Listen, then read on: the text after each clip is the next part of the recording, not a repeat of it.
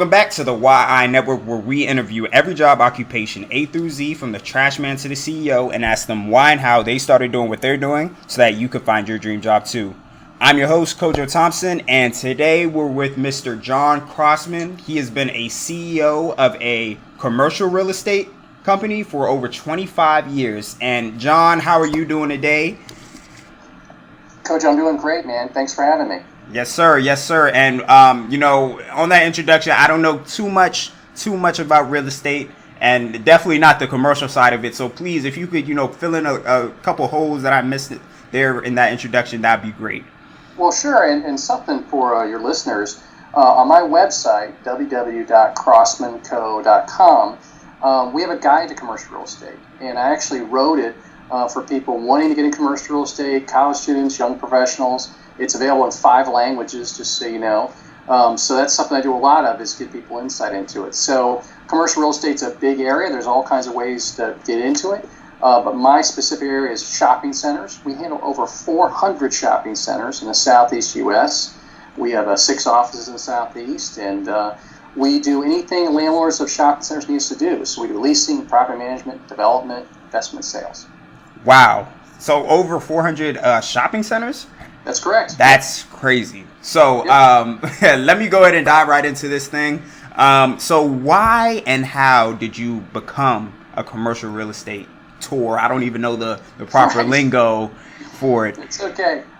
So something about me, it's kind of unique and maybe interesting, is that my father was a pastor and civil rights leader.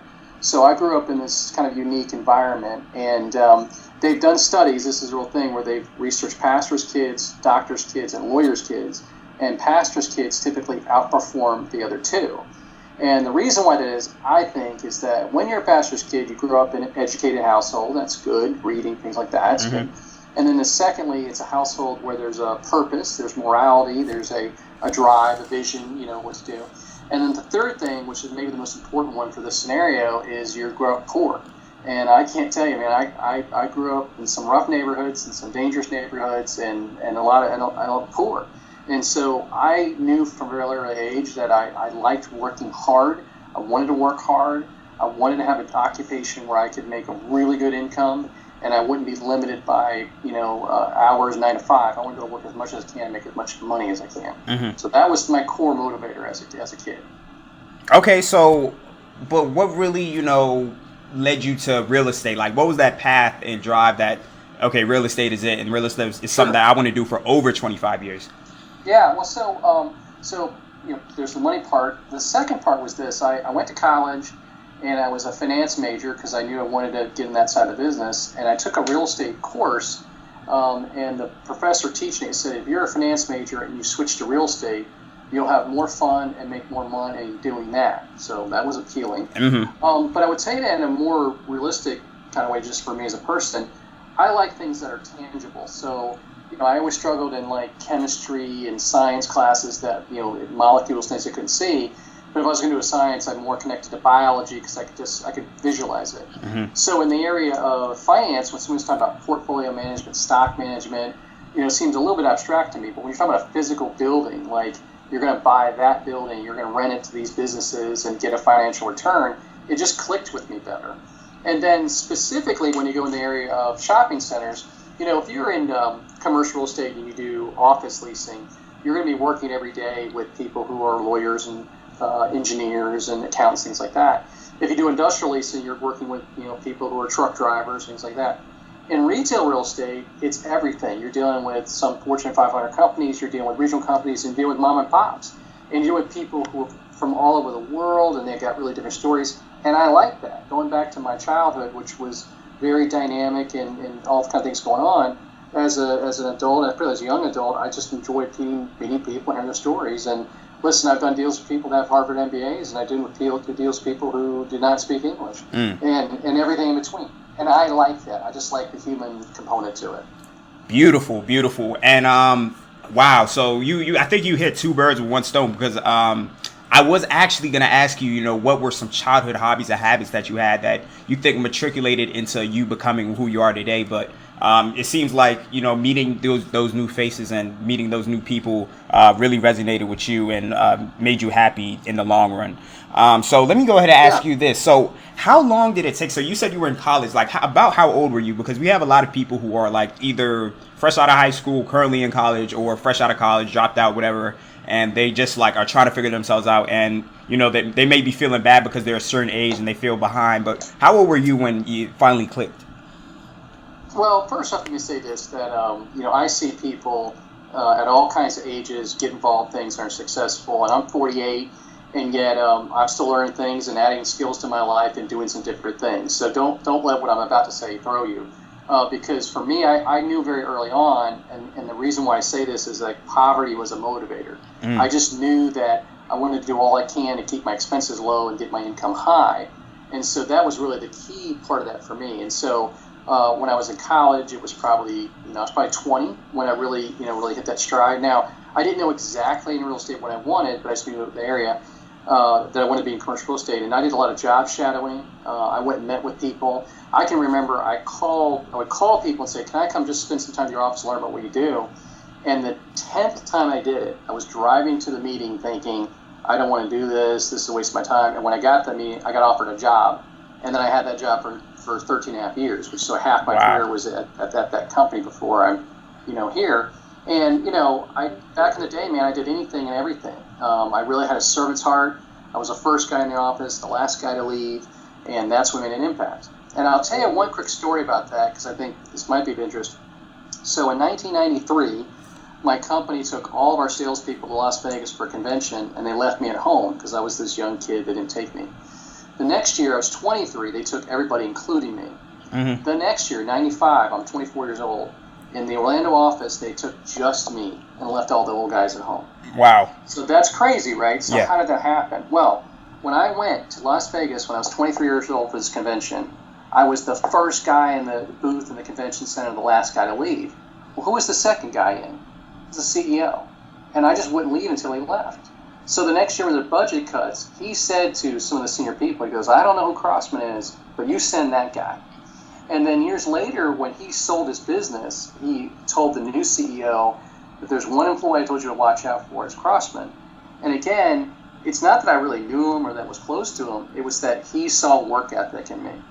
And I will tell you this, because I think it's important for any listeners to hear this. If you had a video camera and you were filming me for the vast majority of my career and you saw me at my desk and the camera pulled back and saw behind me, you would see a sea of empty desks. I can't tell you how many times in my career I was the only guy working. And so I just tell people that nothing beats just really pouring yourself time to work. And if somebody's listening to this and they're like saying, hey, that's all great, but I don't know what it is I need to be doing, be great at what you are. Right? If you're working at McDonald's, show up 15 minutes beforehand and be perfectly dressed. Stay later. If your shift ends, say, hey, do you need me to stay longer? Whatever you do it passionately. And here's what's going to happen is you're going to get promoted or recruited. People are going to notice that. So if you don't know what you're going to do, be really passionate exactly what you are. If you're a student, be a great student. If you're a volunteer, be a great volunteer. If you have a job you hate, become phenomenal at that job. And your life will change. I couldn't have said it any better, John. Honestly, that was perfect. Let me go ahead and ask you this real quick. What do you enjoy least about your work?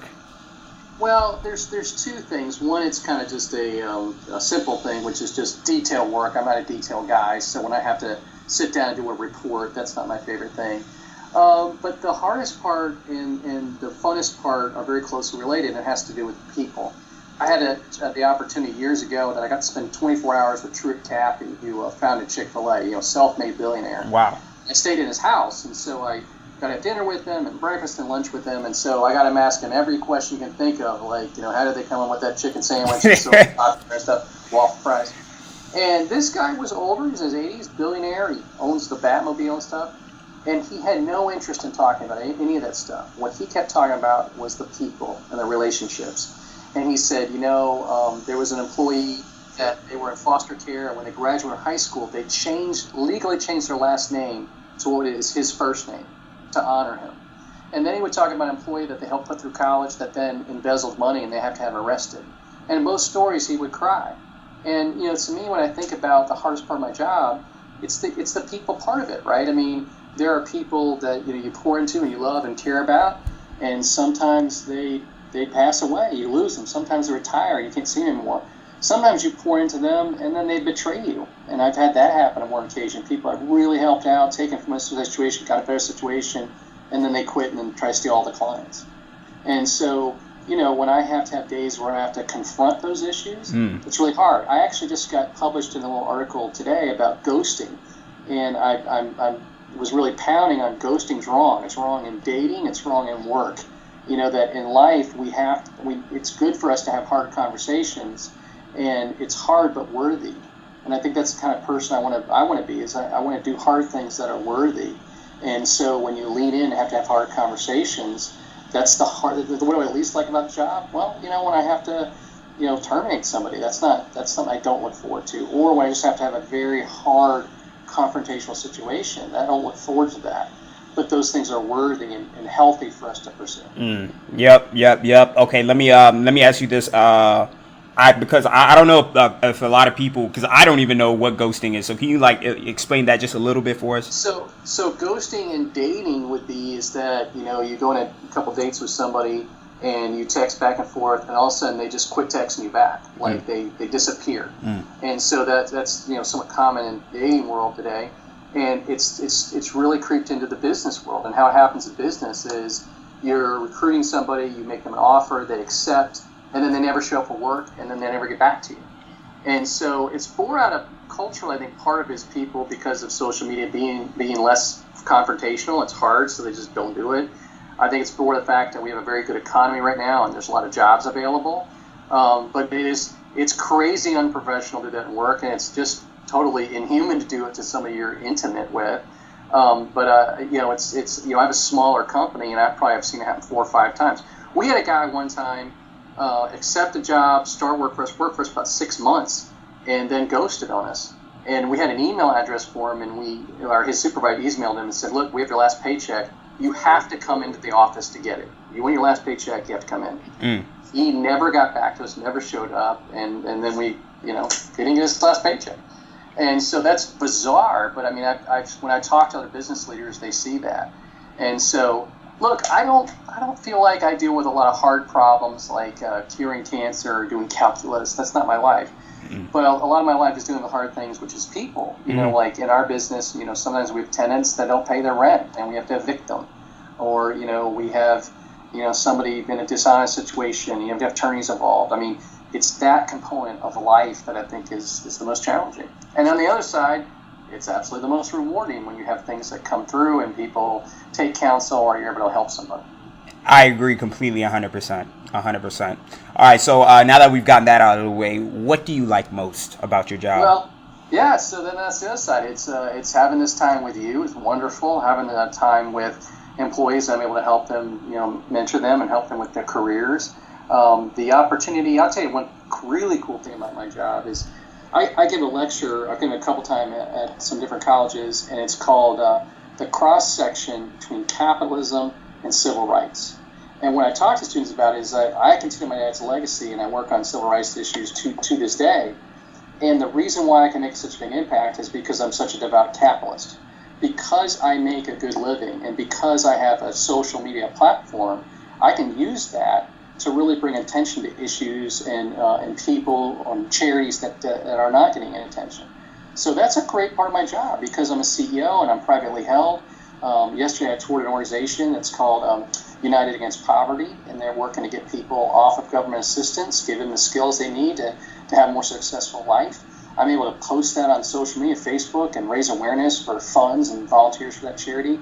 And I can do that for historically black colleges, which is something I'm really passionate about. I do a lot of work with Florida A&M and Bethune-Cookman University. Wow. But if people follow me on LinkedIn, they'll see me post, and I'll say things like, "Hey, when you're recruiting, check out your local HBCU," and I like talking about that. So the work part's great. I love serving my clients. I love that part of my world. I love making money, and then I love the opportunities that gives me to do to make bigger impacts. So that's it. Beautiful, beautiful. Dive into the importance of being a public, because I know especially real estate, being the difference between public and private ownership of your company, or not even ownership, but like I don't really know the Yeah. Please dive into that a little bit. Well, sure. So if you're a publicly traded company, you have shareholders, and so if you're publicly traded, you're subject to all kinds of laws and scrutiny, and so all things you have to abide by. And that's good, I mean, because they're protecting the shareholders. There's value in that, and of course, when you're publicly traded, you can raise capital faster, you can grow faster, and that's exciting. And you usually have a bigger structure, and that's good. One of the negative things to it is that you have to be a lot more mindful about Twitter or taking a public stand on an issue, because you might worry about if your investors get offended by that, right? So you kind of have to maybe stay the middle of the road in some things. And when you're privately held, you can't grow as fast. You have limited capital, but you have way more control. You have total control. So, like if I try to take my company public, we grow faster. You could argue I make a lot more money. But being smaller, I can be more nimble, and I have more control, and I can make decisions faster and easier. So, I have a lot of friends that are CEO of publicly traded companies, and there's a lot of super cool perks to it. And there's also downside. There's a lot of super cool perks being private. Beautiful. Yeah. What is an average day like for you as a CEO of a commercial real estate company? Yeah, so I kind of think about it two ways. There's sort of inside, outside. So when I'm inside the office, obviously I'm running some key meetings with key executives or a couple of departments that report to me directly, and I'm dealing with either issues with recruiting or leadership training, or we're talking about new business development, key clients, and things like that. So that's sort of in the office. Mm-hmm. And then there's other days where I'm out of the office all day, and where I'm at is I'm at conventions, and I'm networking with key clients, relationship building, or I do a lot of public speaking. A big part of my job as CEO is, having a vision and understanding what's going on in trends, and also being the brand ambassador. So I do a lot of interviews, I do a lot of writing, and I do a lot of public speaking. And I always one of my references, I always just try to make my salespeople's cold calls warm calls.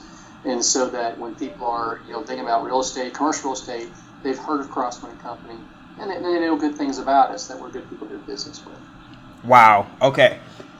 Let's go ahead and no, actually, let me. I have one more question. Sure. You said you went to college. Do you think that grades mattered in school for the success in your career right now? Well, let me tell you a funny story. In 2013, I was named to the Florida State University College Business Hall of Fame. Mm. And at that time, and it's still true today, I'm the youngest member of the College Business Hall of Fame. Mm-hmm. Now, I'm trying to think how to tell this. So when I was in that same year, I ended up having some health issues, and when I was sick and I was going to the doctor a lot. I was seeing my doctor like once a month because of things I would have going on. And one of the times he and I were talking, he said to me, he goes, "John, I think you're dyslexic." And I was like, "What?" At the time I was 43, and he said, "No, I think you're dyslexic." And I said to him, "It's like, well, what do I do about it?" He's like, "You're in your 40s, just write it out now." But I actually went and took some testing, and I am dyslexic. So going back to that 2013, the same year when I got to the Hall of Fame, the truth is that when I was at Florida State University, I graduated with a 2.9 GPA. Now, here's the important part to pick up. I never skipped class. I studied constantly. I went to every study hall. Every time I get a tutor, I earned that 2.9. It's not like I slept through class and got 2.9. There's no way I could have gotten a GPA higher than that. But for 20 years, I was embarrassed about it. 20 years, I never told that story. I didn't express that to people because I was ashamed that, that. Of course, then when I learned that I had a learning disability, it was a lot easier for me to just then go public with that. That's pretty amazing, because if you don't know what dyslexia is, the audience out there listening, it means that like you see numbers and letters like backwards. So if you're reading like a piece of paper, it's really hard to read and really hard to write anything. So the fact that he got a 2.9 GPA in college is crazy. So go ahead and finish up that story. Well, so the rest of the story is that, a few months ago, I was with a friend of mine named Jim Senef. And Jim Senef's in the Hall of Fame with me. And we were talking about, life, and he said that he is dyslexic. he said that he's an introvert, and he said that he has suffered from the imposter syndrome. And I deal with all three of those. I'm not as bad at introvert as some other people, but that is more my personality style. Mm-hmm. And I actually put a picture of the two of us on LinkedIn and actually talked about those three things, got a lot of responses. Well, it just got announced today that Jim just gave $5 million to Florida State University. And so one of the things he and I talked about is the gift of dyslexia. I mean, when you have dyslexia, yeah, it's hard to read and it's hard to do detailed stuff. But I can write an entire speech in my head and give it with no notes. You can kind of deal with big concepts better. So I think that in traditional academia, it rewards photographic memory and this kind of stuff, but that's not all of what life's about. So the reason why I smile when you talk about GPA, look, I think if you want to become a doctor, where knowing very important, it's life and death. I mean, yes, GPA matters, but for many other areas of life, it doesn't matter. So I would tell somebody, if you have a learning disability, don't be ashamed of it. Lean into it. If you study really hard and you don't make great grades, don't be embarrassed about that. Lean into it, because the world has all kinds of people that we need. People who have emotional intelligence. That they know how to be empathetic to people. They know how to listen. I think that, to me, when I talk about drive, I think I was much more driven because things were harder for me. Right? Why did I show up so early at work? Why was I always so passionate? Well, I think that my struggle academically shaped me and actually helped me be more successful. And I'm telling you, you would be surprised how many CEOs I meet that are dyslexic. It is very common. I cannot believe how many times I hear that. Albert Einstein was dyslexic, just to, put the icing on the cake there, because dyslexia, I really don't like the word disability, because usually it's a superpower anytime they put the word disability on it. It's really an advantage. Dyslexia, honestly, if you have it, don't ever feel down about yourself. You're going to struggle for a little bit, maybe in elementary school and middle school or whatever, but you'll be fine. And honestly, it's an advantage that most people would wish they had. So let's go ahead and wrap this. Yeah, I'm sorry, say that? It's a gift in a way. It's a gift. Yeah, no doubt about it. But let's go ahead and wrap this up, John. It was a great interview. So what is one piece of advice that you could give somebody out there listening who either wants to be like you or just, is looking in general and, maybe needs to draw like one piece of inspiration from you? What's that one piece of advice that you can give them? It's hard to get it down to one. But if I said one, I'd say be coachable. Be coachable. And that is, most things in life are skill sets that you can learn. Sometimes people think, well, I'm not good at relationships. You can learn how to do that. You don't like public speaking. You can learn how to do that. You're like, marriage is hard. You can learn how to be a better partner. You might say, gosh, I don't think I ever could be a good dad. Remember, I never had a dad. You can learn how to be a great dad or a great mom or whatever. So, but the key is to be coachable. And to be coachable starts with humility. If you want to be a wise person, your first step is to be a humble person. Pride is the enemy to wisdom. So if you're humble and you're coachable, you're seeking, desiring to learn and desiring to get better. And you can learn about anything in today's world, right? But you have to start with a desire to be coachable. When my employees criticize me, the first thing I say to them is thank you. And then I fire them. No, I'm kidding. No, I say thank you because I always tell my employees I want them to feel safe to say whatever they need to say. And then the second part is it's on me to then follow up and make sure the issue gets addressed, right? That's really how we can build healthy trust and relationships. We have to acknowledge the issues and then we have to deal with the issues. And so that's why I come back to, like having a coachable spirit, desire to learn. That's the number one thing I would say is best piece of advice. Wow. All right. Now, John, I know people want to reach out. I know people want to learn more about commercial real estate. We didn't even cover half of what we should have covered today, I think, because, just the commercial real estate realm, you gave so much good advice, but honestly, you were telling me about a book that you had that, is really helpful in showing, especially the youth, on, the commercial real estate game that you wrote. And again, you said you have over 400, say that again? 400 shopping centers. 400 shopping centers. So a book from you would probably be optimal for, you know, anybody looking to even get started and getting into it. So can you please like tell them a little bit more about the book, maybe where they can get it, the website, all that? Yeah, let me walk through a series of things. First off is the website is www.crossmanco.com. Now, here's the deal. If you go to the website, you'll see that guide to commercial real estate that you can download, 5 languages, it's free, use it any way you want. So there's that. And just so you know, there's some information in the back of it about networking, things like that apply to anybody. So there's that resource. The second resource is my YouTube channel. My daughters love it when I talk about how I'm a YouTuber. But if you go to the Crossman Company YouTube channel, you'll see numerous lectures on there. I've got lectures on career development, and some on real estate, some on networking. A lot of the civil rights work I do that's documented, there's videos about that. All that's free, and so anybody can look at that stuff for counsel, learning about it that way. Certainly could follow me on social media. Certainly could follow the company on social media. And then the last thing is my book. My book is actually not about real estate. It's just about career development, so it's for anybody. And it's called Career Killers, Career Builders.